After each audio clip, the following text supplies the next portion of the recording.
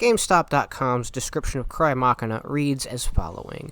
Thousands of years ago, the human race was destroyed. 8 synthetic AI-powered beings known as Shinki, or divine machines, have been assigned the redemption of the human race. Follow Leben, Mikoto, and Ami, 3 EVEs, the recreated psyche of humans instilled into synthetic bodies, as they seek their full-fledged humanity.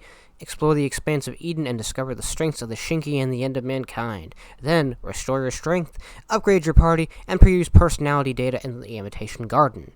Everything I've just read translated to dumb JRPG bullshit directly up my alley, so I had to give this a blind buy. Which begs the question, how is it?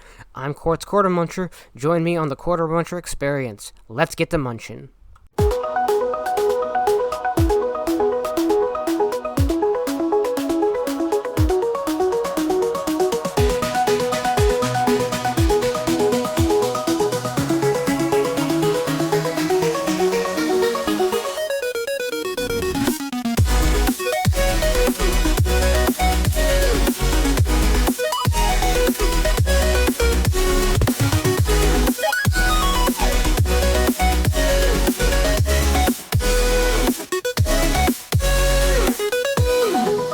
CryMachina was developed by Furyu, the developers of Crystar, which I've never played, and Aquaria, the company behind several Sword Art Online games, which I've never played, but I'm familiar enough with those to not get my expectations too high.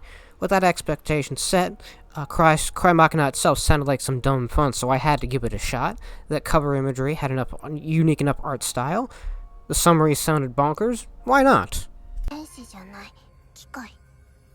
The opening cutscene alone introduces us to mechanical angels with a cyberpunk halo, and reality after the apocalypse.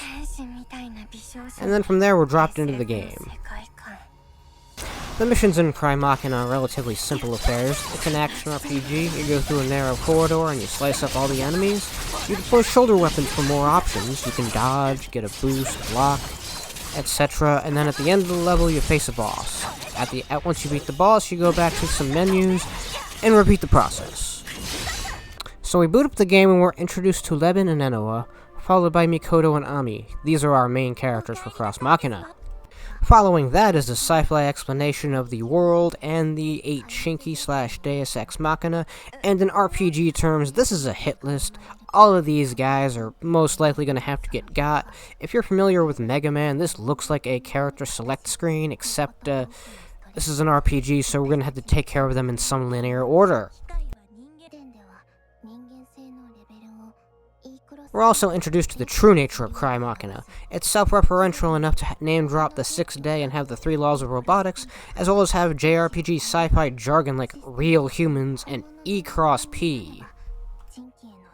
As far as progression systems go, CryMachina has you spend E cross P here in order to level up your character, where you can boost their strength, and if you go into sub-parameters, there's a little bit more you can level even further with what they call ego, which is basically skill points / currency. You can also level up Enoa, who gives you abilities such as awaken, repair. She can also even launch a missile of her own. That's sort of the gameplay loop. From there, you take on missions, you hack and slash your way through levels, you take on bosses, you repeat the process. One easy element of the game to appreciate is its undeniable style. I had to do a double take to check and see who the artist was for the game, because I've played a great many RPGs and I've never seen this person before. I've never even seen a game look like this. The game's music is also distinct. It's also vocal work done by Enoa herself, Hikaru Tono.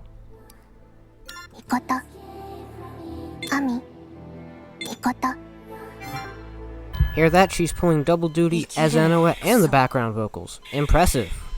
Wait a second, those vocals in a game about robots and humanity? The oil running the machine of this game is pure Nier Automata.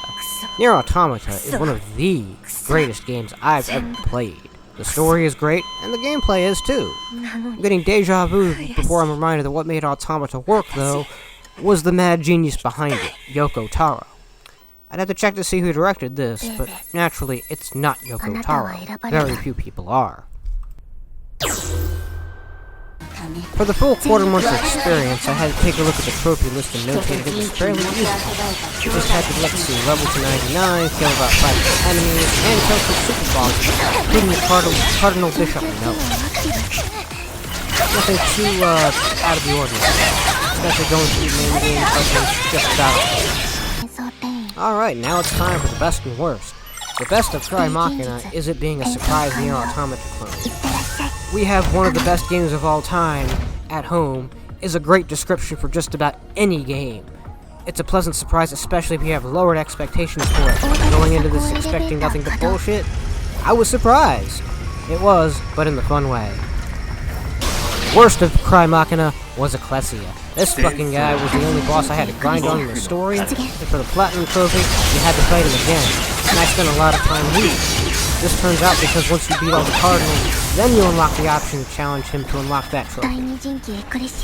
By the numbers, CryMachina took me 20 hours to get 46 trophies, including 8 Cardinals and 8 Dei, Ex Machina, Shinki, whatever, getting got, and 99 levels being conquered, as in RPG levels, not level stages. With that said, I enjoyed my experience and it does come recommended. Till then, I'll see y'all next time on the Quartermuncher Experience.